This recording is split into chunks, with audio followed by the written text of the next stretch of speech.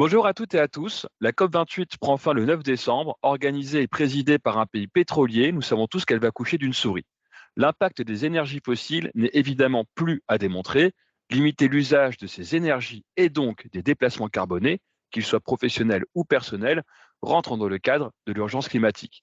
Au niveau professionnel, l'essor du télétravail, grâce à la crise du Covid-19, a permis de limiter nos déplacements et donc la consommation de ces énergies.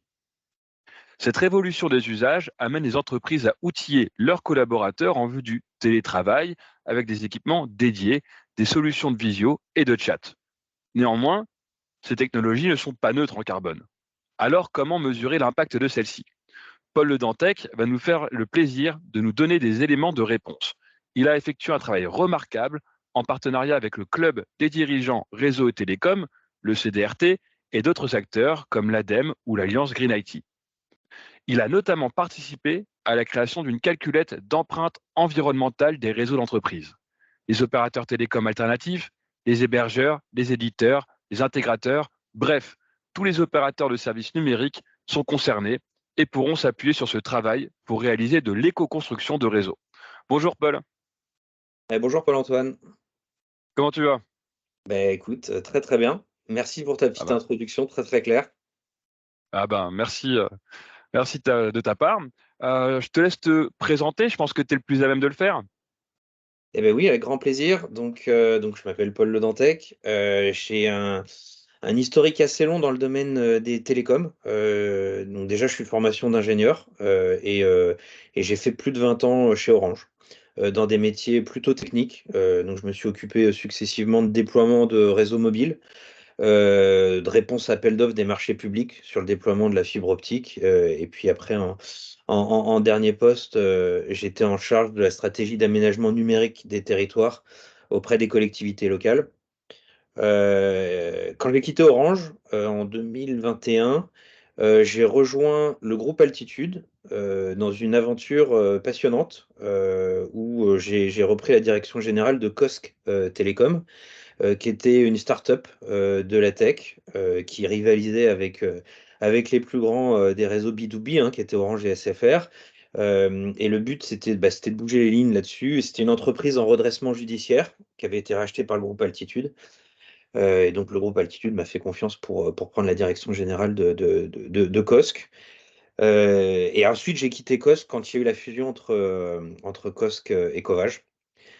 Et voilà, je me suis retrouvé dans une situation un peu transitoire, où, je me posais des questions sur, la suite de ma carrière. Et puis c'est là où j'ai commencé à penser, RSE. D'accord. Et du coup, pourquoi le conseil RSE? On ne se lance pas là-dedans sans une envie particulière sur ce sujet. Ouais, en fait, alors déjà, c'était l'occasion de faire un point, sur ma carrière, savoir ce que je voulais vraiment. Moi, j'avais toujours eu des envies et des ambitions d'entrepreneuriat. J'avais plutôt une formation, technique, d'ingénieur, donc il y avait très vite un plafond de verre, hein, sur les métiers, auxquels je pouvais accéder. Donc j'avais fait un MBA, qui a été vraiment, un élément déclencheur, hein, qui a un peu ouvert mes chakras sur, le sujet de l'entrepreneuriat et qui m'a montré que, il y a une autre voie était possible. Mais bon, j'avais pas forcément confiance, dans mes capacités à créer, surtout dans un domaine, qui était plutôt, un marché mature, hein, le domaine des télécoms. On était plutôt dans une phase de consolidation des acteurs, que dans des phases d'innovation. Alors, Cosc, c'est le contre-exemple, hein, puisque c'est une entreprise, assez récente, hein, qui s'est créée, en mode start-up. Heu mais du coup, j'avais vraiment cette réflexion, de qu'est-ce que je peux faire? Qu'est-ce que je peux faire d'innovant? Où est-ce que je continue finalement ma carrière dans le domaine des télécoms? Et finalement, l'appel de l'entrepreneuriat était plus fort. Mais une fois que tu sais que tu veux créer ta société, la question c'est: «Qu'est-ce que je fais? Dans quel domaine?» Et pour ça, j'ai été accompagné par, une méthodologie, qui est le bilan de compétences. En fait, c'est quelque chose qui m'a beaucoup aidé à mieux connaître mes motivations, à mieux connaître mes envies, heu identifier là où j'étais fort, là où j'étais moins fort, et puis, réfléchir à, ce dont le monde avait besoin. Donc c'est un peu les gros piliers de ce qu'on appelle l'ikigai, qui est une Mhm. méthodologie, extrêmement qualitative, hein, pour pouvoir mieux identifier là où on pourrait se développer. Et là, en fait, très rapidement, tous les grands axes et les grands piliers de la RSE sont apparus assez naturellement, finalement. Tout ce qui est social, environnemental, c'est des choses qui m'animent dans ma vie du quotidien, Mhm. personnellement. Et puis, il y avait le deuxième sujet qui était mobiliser le réseau que je connaissais depuis des années, qui est le réseau des infrastructures télécoms. Donc, une fois, si tu veux, que j'avais cette cible, ce cap, hein, qui est RSE dans les télécoms, eh ben, il y avait Il faut plus, y il y avait aller. plus qu'à y aller, quoi, voilà. Ah bah parfait. Du coup, ça fait un peu plus d'un an que tu as monté ta société de conseil en RSE. Et on s'est vu donc au CDRT, ils organisaient un dîner au Sénat. Et pendant cette première année d'activité, t'as pas chômé. Tu as mené des grandes actions, donc je te laisse peut-être en parler Ouais. sur le sujet du Ouais. jour. Bah, si tu veux, là, bon, c'est pas tout d'avoir un objectif et d'avoir un cap. RSE dans les télécoms, faut encore qu'il y ait un marché et faut qu'il y ait un besoin et puis il faut surtout savoir qu'est-ce qu'on veut faire là-dedans, hein, qu'est-ce qu'on veut transformer. Donc, si tu veux, moi j'avais deux grands objectifs sur cette année 2023, hein. Le premier, c'était de sensibiliser les acteurs qui n'étaient pas forcément complètement sensibilisés au sujet de la RSE. Donc faire beaucoup de sensibilisation, notamment au travers de fresques. Je suis animateur pro fresques du climat, fresques du numérique. J'ai créé des ateliers aussi plus spécifiques. Si tu veux, je profite aussi de ma connaissance des réseaux et de l'écosystème télécom pour utiliser les méthodologies traditionnelles de la RSE et les adapter à la sauce télécom. Mhm. Et donc ça, c'était le premier enjeu. Ça, j'ai pu aussi le mettre à profit et le partager grâce aux fédérations et aux clubs, hein. Donc j'ai beaucoup travaillé avec le CDRT et Infranum pour pouvoir communiquer, partager ce type d'informations, ce type de sensibilisation. Donc ça, c'était le premier enjeu. Et puis le deuxième enjeu, c'était de monter en compétences. En fait, moi, je découvrais aussi les méthodologies de la RSE. Donc il a fallu que je cible un peu, la RSE, c'est très vaste, c'est très large, que je cible quels étaient là où il fallait que je focus mon énergie pour apprendre. Donc j'ai fait ça sur de la méthodologie bilan carbone. Donc j'ai appris à calculer des bilans carbone sur les scopes 1, 2, 3, à faire des diagnostics RSE, des questionnaires de maturité et puis définir des plans d'action RSE auprès des entreprises. Donc ça, c'était vraiment les deux gros piliers qui m'ont permis de lancer mon activité. Et derrière, l'idée, c'est aussi de voir l'étape d'après. Tu en as un peu parlé, hein, j'ai travaillé avec les acteurs du sujet qui regardaient avec l'ADEME quels pouvaient être les bons outils pour pouvoir faire la transition environnementale. Comment comprendre qu'il n'y a pas que le carbone, il y a aussi d'autres impacts, hein, d'autres critères que le carbone à considérer. J'ai découvert le monde merveilleux de l'analyse de cycle de vie, de l'éco-conception, et ça va bien au-delà du bilan carbone. Et j'ai travaillé donc avec l'ADEME, avec le CDRT, sur des méthodologies de calcul, des règles de calcul pour pouvoir mesurer l'impact environnemental dans notre secteur des réseaux télécoms. Ah, bah parfait. En plus, donc tu as une calculette que tu vas nous présenter en partage d'écran. Mhm. Et cette calculette a été également testée par des acteurs du marché. Je pense à Sébastien Lost et Marilyn Barrerio qui sont chefs d'entreprise dans les télécoms, donc qui ont pu travailler sur cette éco-conception des réseaux avec toi et faire des tests en grandeur nature là-dessus. Ouais, tout à fait. Mais déjà, enfin, le sujet, c'était déjà de bien comprendre la distinction bilan carbone et Cycle ACV de vie. multicritères. C'est vrai qu'aujourd'hui, beaucoup, enfin même la réglementation, hein, tourne beaucoup autour du bilan carbone, hein. L'urgence, c'est le réchauffement climatique. Donc, c'est important de mesurer et de diminuer ces émissions de gaz à effet de serre. Mais dès lors qu'on parle de transition environnementale, il ne faut pas considérer que le carbone, hein. Il peut y avoir des déplacements de pollution, hein, quand on optimise le carbone, on peut très bien dégrader d'autres indicateurs. Donc il faut avoir cette vision globale et holistique. Et le fait de rentrer dans la compréhension des analyses de cycle de vie multicritères, Ça permet de comprendre que quand on déploie un réseau ou un service, on regarde l'ensemble des étapes du cycle de vie, hein, du berceau jusqu'au cercueil, hein, comme on dit. Donc depuis l'extraction de la matière jusqu'au recyclage, la fin d'usage et la fin de vie, et de prendre en compte l'ensemble des critères environnementaux. Donc c'est à partir de ces bases-là, si tu veux, que l'ADEME s'est emparé du sujet de la mesure d'impact environnemental des services numériques, et a défini des grandes familles. Donc les familles, il y en a quatre aujourd'hui. Il y a les data centers, il y a les FAI, donc la loi AGEC typiquement impose aux opérateurs de réseaux fixes mobiles de partager l'impact environnemental sur le critère carbone, mais avec des mesures en analyse de cycle de vie auprès de ses usagers, auprès de ses clients, sur la facture donc. Euh, le troisième, la troisième partie, c'est les réseaux d'entreprise. Et la dernière, là, la toute nouvelle qui vient de sortir, c'est le système d'information. Donc à partir de ces grandes familles, si tu veux, il a fallu creuser et définir c'est quoi les règles de mesure, les règles de calcul qui permettent de définir l'impact environnemental multicritère. Et puis notamment sur la partie réseau d'entreprise, il y a un appel à projet qui a été lancé par l'ADEME, qui s'appelle Projet Perfecto, qui a été gagné par l'AGIT, hein, l'agence Green IT, et qui a fait appel au CDRT justement pour le cofinancer, le mettre en pratique, avec notamment le Act for Better Planet, hein, qui a cofinancé le projet, l'association de Laurent Silvestri, et qui a permis de définir les règles de catégorie produit, donc ce qu'on appelle les RCP, c'est les méthodes de mesure, qui a permis de définir une calculette, donc celle dont tu as parlé, hein, qui permet de mesurer l'impact environnemental en fonction des différents paramètres qu'on peut y renseigner. Et derrière, il a fallu tester cette calculette. Et donc, avec Intracom et Teleris, effectivement, on a fait ce livre blanc qui est un premier exercice d'utilisation de cette calculette pour pouvoir en tirer les mesures. Donc peut-être qu'on peut passer à une petite démo, hein, rapidement de l'outil. Ouais, je suis très intéressé.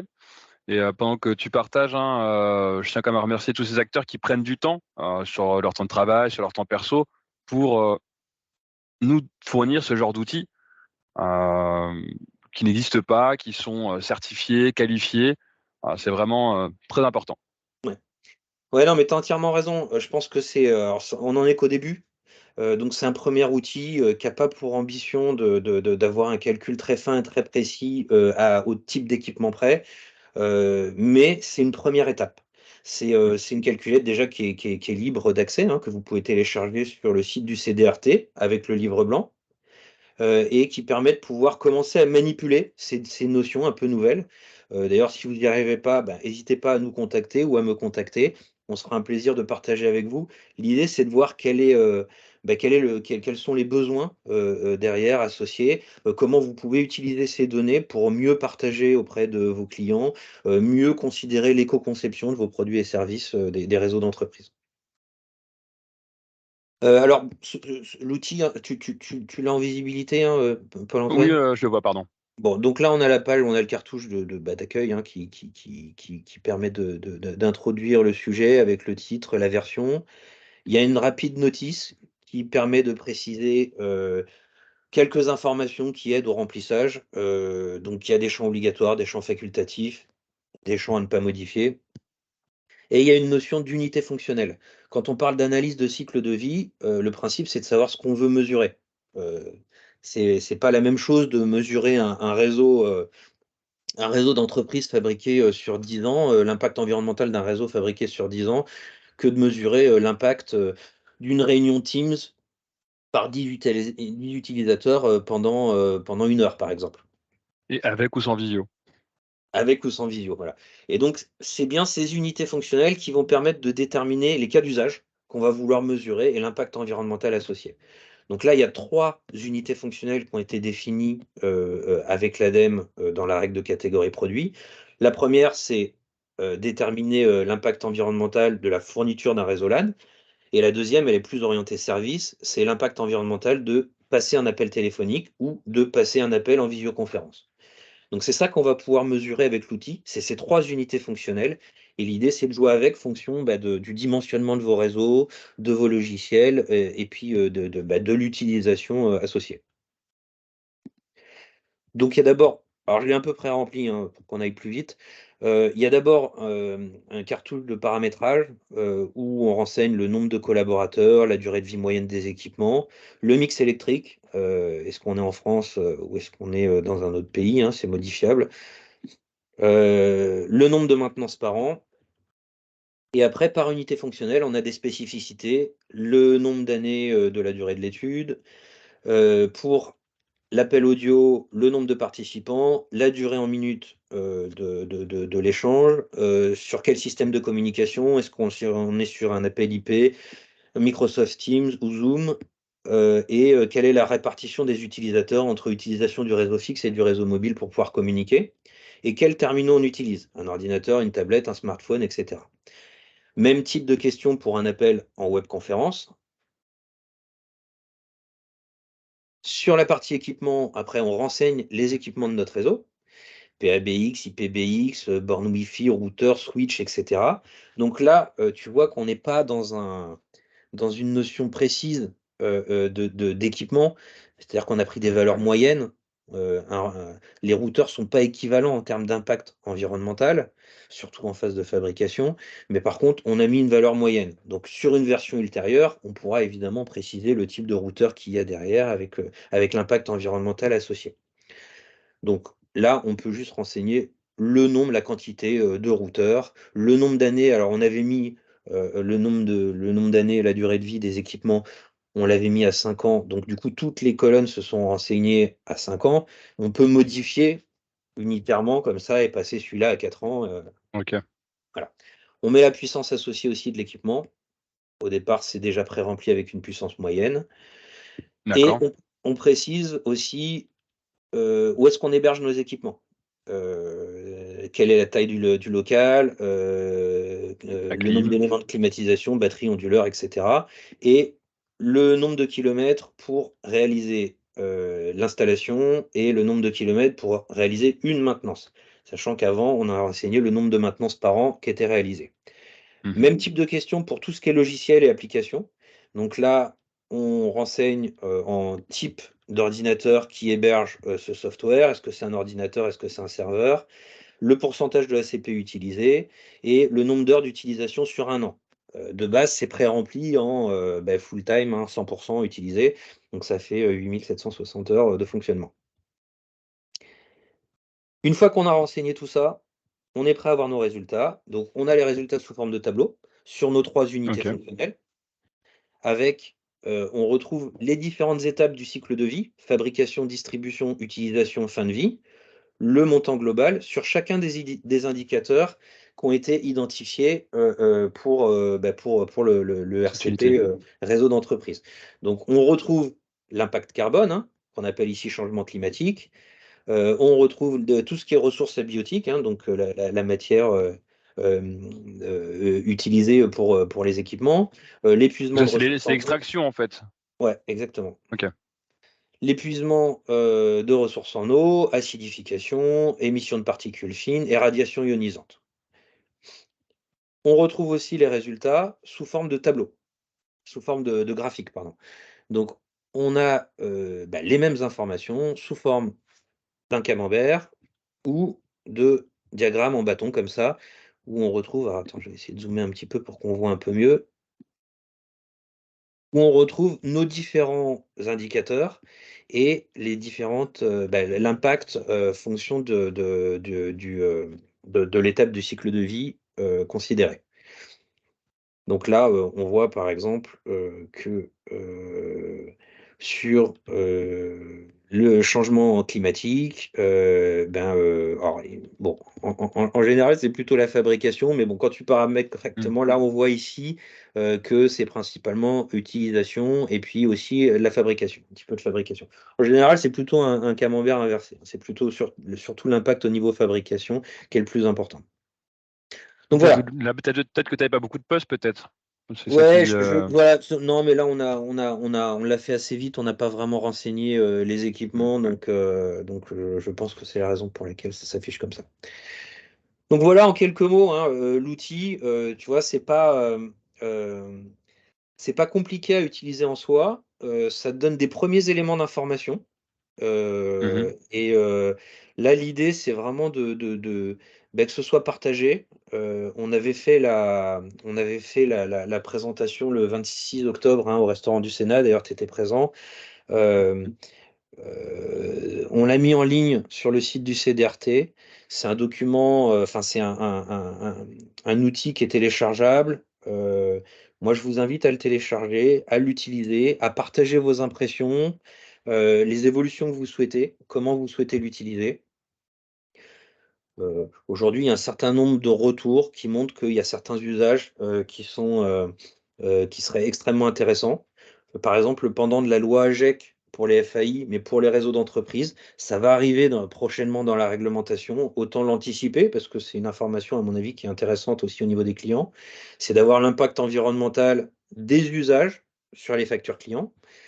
L'autre utilisation possible, c'est faire de l'éco-conception sur les architectures, les produits et services proposés par les opérateurs, les intégrateurs. Ça peut être aussi fournir des devis Green IT, mhm. avoir à proposer aux clients finalement une valeur ajoutée en disant, ben voilà, maintenant nous on prend en compte la partie environnementale dans les réseaux qu'on vous propose. Donc ben, vous avez un devis classique, mais vous pouvez aussi avoir un devis Green IT avec des Mhm. équipements reconditionnés, avec une optimisation du dimensionnement, des choses comme ça.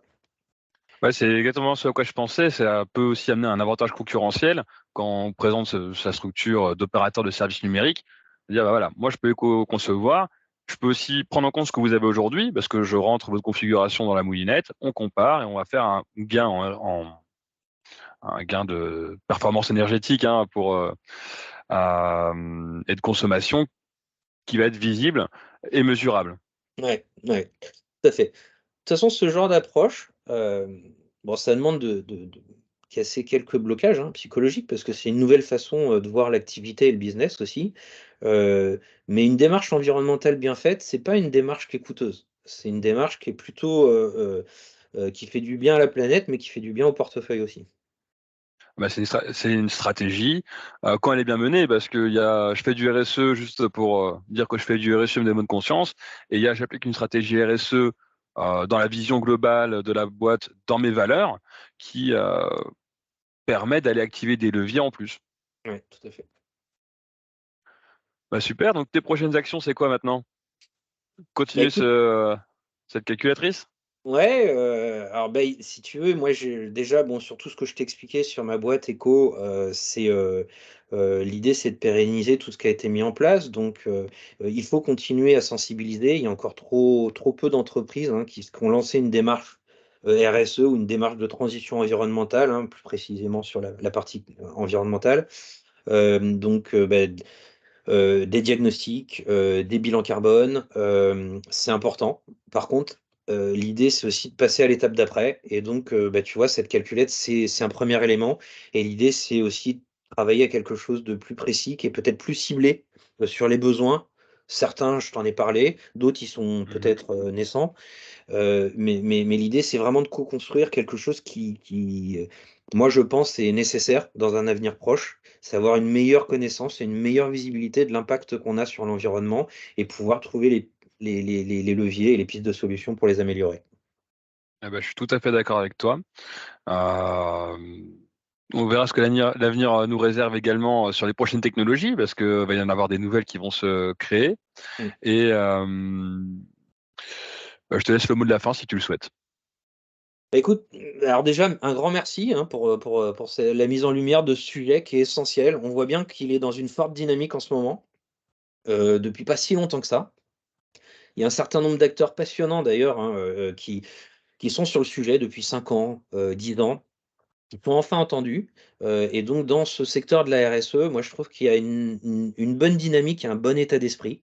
On est beaucoup dans l'entraide, on est beaucoup dans le co-développement et ça c'est des nouvelles façons de voir, il y a des nouveaux termes qui sortent comme l'éco-conception, l'économie de la fonctionnalité et tous ces sujets-là, je pense qu'il faut que ce soit vulgarisé. Ça paraît complexe parce que c'est nouveau, mais ça c'est plein de bon sens en tout cas. Et moi, je vais œuvrer activement à travailler sur, sur cette pédagogie et inviter vraiment toutes les entreprises à se lancer dans une démarche de ce type-là parce que je pense que c'est essentiel, mais surtout incontournable. Eh ben, c'est entendu. Merci beaucoup, Paul, pour ta participation. Je mettrai évidemment un lien vers le lien de téléchargement pour la calculatrice pour que vous puissiez tester. Si vous avez des questions, vous pouvez me contacter. Vous pouvez surtout contacter Paul sur le sujet. Et je te dis à très bientôt, Paul, pour de nouvelles calculettes Mais ouais, merci et actions. Paul-Antoine. Merci beaucoup. Super. À bientôt. Au À revoir. bientôt.